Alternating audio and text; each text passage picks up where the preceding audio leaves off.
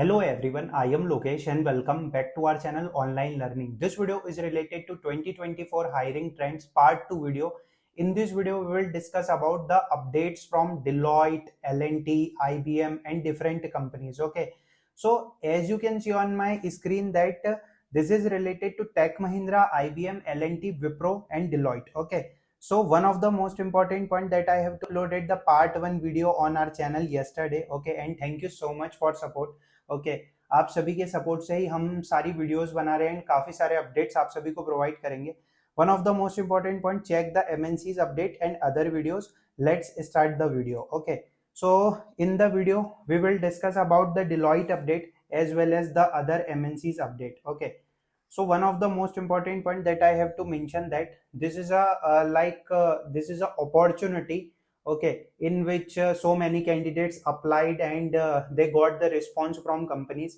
काफी सारी कंपनीज से अपडेट आ रहे हैं. So the first opportunity is from Deloitte. As we know, Deloitte conduct 2 to 3 examination every year. Okay, the two examination is first is NLA and second is OTN. NLA is a national level assessment, okay, in which they consider the freshers batch. Okay, they completed the hiring for 23 batch, they completed the hiring for 24 batch. Similar as for OTN, they completed the hiring for 23 batch and they completed the hiring for 24 batch. Okay, as well as Deloitte off and on campus hiring is also ongoing. The salary for analyst role is vary.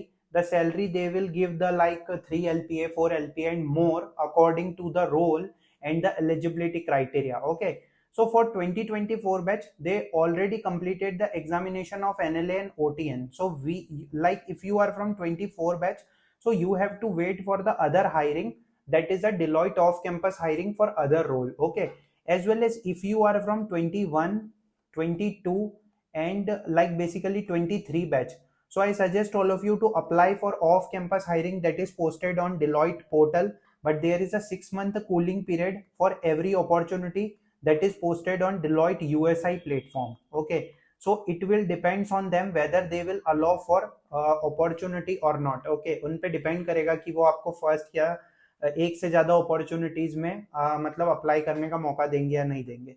Our second company is related to IBM. The basically IBM is conducting the different exam. Okay, associate software engineer की hiring IBM कब से करवाता है. And यहाँ पर मैं आपको बताना चाहता हूँ, यहाँ पर आपको काफी अच्छी अपॉर्चुनिटी मिलती है.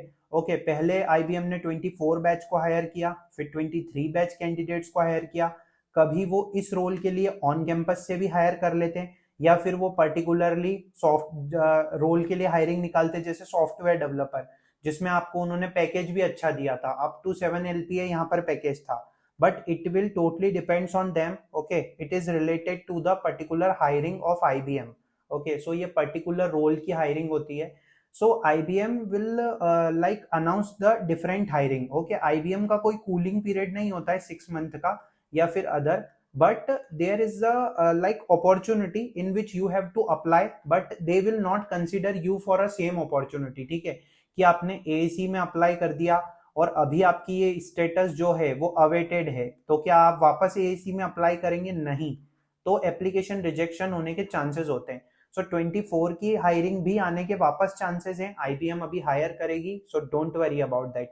And for 25 batch Deloitte NLA, Deloitte OTN जो है वो अगले साल हमको देखने को मिलेगा एंड IBM की हायरिंग भी आगे देखने को मिलेगी. Next is related to L&T. Okay, L&T conduct the recruitment process in different way. Okay, उन्होंने graduate engineer trainee, post graduate engineer trainee और डिप्लोमा इंजीनियर ट्रेनी की हायरिंग निकाली है. अब L&T खुद भी हायर करती है, उनकी जो कंपनी है L&T टेक्नोलॉजी सर्विसेज, वो भी हायर करती है. ओके, और अभी जैसे उन्होंने 23 बैच के लिए हायरिंग अपॉर्चुनिटी पोस्ट की थी और उन्होंने बोला था कि मार्च में हम आपको ज्वाइनिंग देंगे. Candidates already completed the examination, they are from 23 batch and some of the candidates selected for the opportunity and they got the joining as well. Okay, so L&T भी on off campus hiring करवाती है. We have to wait for 2024 batch hiring, most probably after completing your graduation. Okay, आपका graduation हो जाएगा, उसके बाद हमें L&T की हायरिंग देखने को मिल सकती है for 24 batch. This is very very important. 25 batch के लिए बाद में हायरिंग आएगी जैसे जैसे नेक्स्ट चलता है. आपको अभी इंटर्नशिप अपॉर्चुनिटीज के लिए अप्लाई करना चाहिए if you are from 24 batch, this is very good chance. Okay, next is Wipro. Wipro ने काफी अच्छा हायर किया था 22 में, ठीक है। First phase, second phase, third phase की भी हायरिंग आई थी, बट एग्जाम कैंसिल हुई थी, मतलब एग्जाम हुई नहीं थी।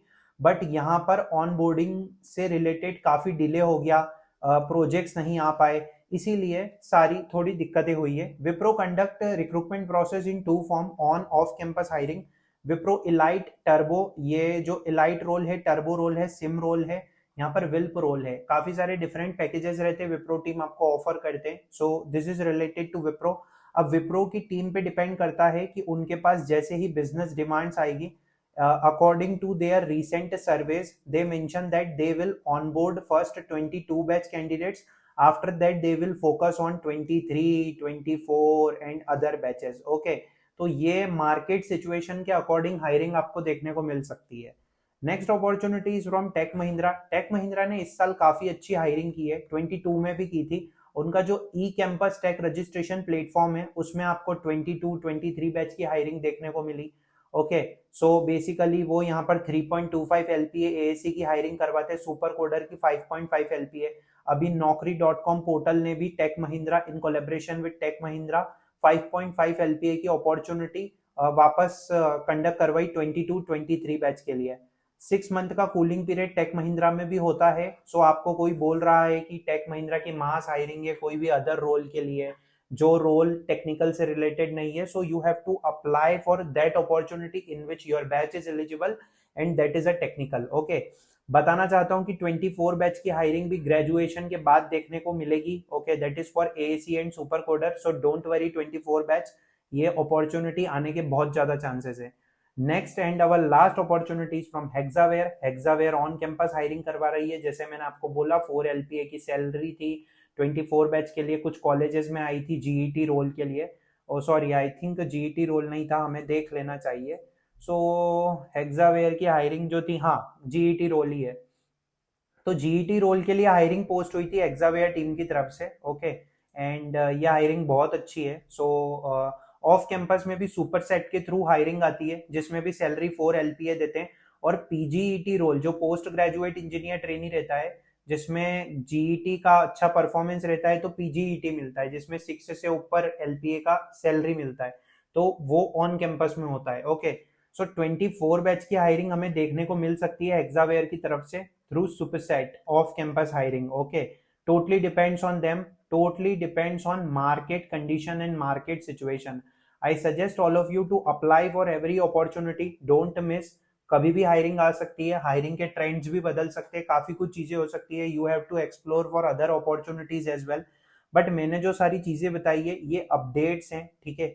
This is a updates from companies as well as. मैं आपको एक बात कहना चाहूंगा, if you are from 25 batch, I suggest all of you to please apply for internship opportunity. Okay, don't miss any internship opportunity, because this is a golden chance that you will you will apply for internship and you got selected. Okay, so this video is related to complete part of off campus hiring trends. I hope this video is useful for everyone. Thanks for watching the video. Like and share the video.